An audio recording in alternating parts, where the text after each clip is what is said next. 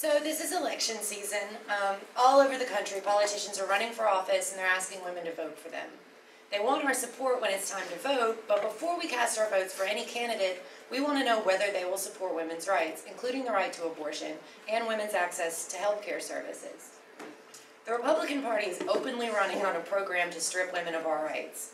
Every day there's a new story about some horrible comment that a GOP candidate made, like Todd Aiken's latest, that he thinks businesses should be free to discriminate against women. In 2012, we're not just still fighting for equal pay in practice, we're still facing public officials who don't believe women are entitled to equal pay for equal work.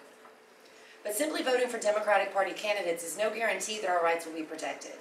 While Democratic candidates usually don't make the kind of outrageous remarks their counterparts do, once in office they consistently compromise and surrender women's most basic rights, as if those rights are nothing more than a bargaining chip in the game of politics. They expect and rely on women's votes, but when it matters, they trade our rights away. While Democratic candidates like to portray themselves as champions of women's rights to win votes, in reality they do not defend our rights against the constant right-wing attempts to push us back. This keeps happening, and women's rights are being destroyed step by step at the federal, state, and local level. This is exactly what's been going on for 3 decades. The right wing openly attacks abortion rights, and the Democratic Party just wants the issue to go away. They can't even say the words abortion rights, much less fight for them. So the right-wing offensive keeps successfully trampling our rights, and the so-called progressive politicians keep bending and capitulating.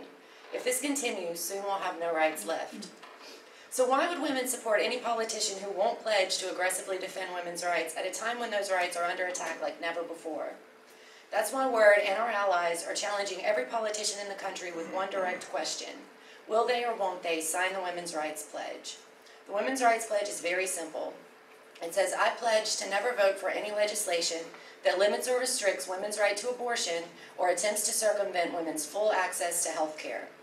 Why would any candidate who wants women's votes refuse to sign this? So wherever politicians are campaigning, speaking, or holding debates over the next 2 months, the issue of women's rights will be front and center, because women will be challenging every one of them, regardless of political affiliation, with a simple, direct question. Will they or won't they sign the Women's Rights Pledge? We won't let any politician who wants women to vote for them, we won't let any politician who wants women to vote for them get away without answering this question. Will they or won't they sign our pledge? The Women's Rights Pledge is a way to hold politicians accountable to women, not to corporate money or to party leadership. It takes less than a minute to send a letter to your representatives and ask them to sign the pledge online, or you can print out a PDF and take it to them personally. You can send the pledge and ask your friends and family to do it too, all without ever leaving your house. It's an easy way to build the struggle to defend our rights, but it's also a powerful tool to hold our elected representatives accountable to the people they claim to serve. We want to send the pledge to every member of Congress and to make sure they know women are paying attention, and we won't let our rights be taken away or traded away by politicians in either party. Most Americans will be watching the presidential election closely over the next few weeks, and millions will watch the 2 major party candidates debate. We say our rights aren't up for debate. Mitt Romney wants to strip women of the right to abortion, and President Obama doesn't want to talk about it at all. That's a recipe for disaster for women. During the week of October 16th through 22nd, as the country watches the Republican and Democratic candidates debate, Defend Women's Rights protests will be held in cities and towns throughout the country. Word is organizing protests on October 16th at Hofstra University in Hempstead, New York, and October 22nd at Lynn University in Boca Raton, Florida, outside of the presidential debates. And during that week, October 16th through 22nd, women in cities across the United States will hold local demonstrations to make their voices heard. We won't stand by while our hard-won rights are taken away from us. Women can organize together and fight back. That's why women of all ages are going back into the streets in October.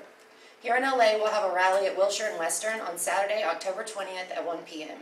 Be sure to come out and show your support. Invite your friends and family to stand with us as we fight to defend women's rights in the streets across the United States.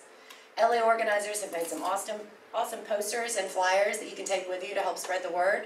And you can also help spread the word on social media. Women are sick of being excluded from the decisions that affect our lives.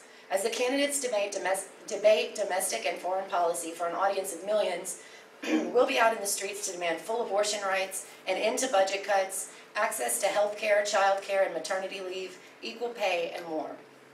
There's a long, proud tradition of women in the United States mobilizing and fighting to win equality and respect. We're carrying on that tradition by building a new fighting women's movement to defend the rights we've won and to resist attempts to push us back into inequality. We will never go back. Ask your representative to sign the Women's Rights Pledge and make sure everyone you know does the same. And join us October 20th at Wilshire and Western to show every candidate for every office that women are organized and we're fighting to defend our rights.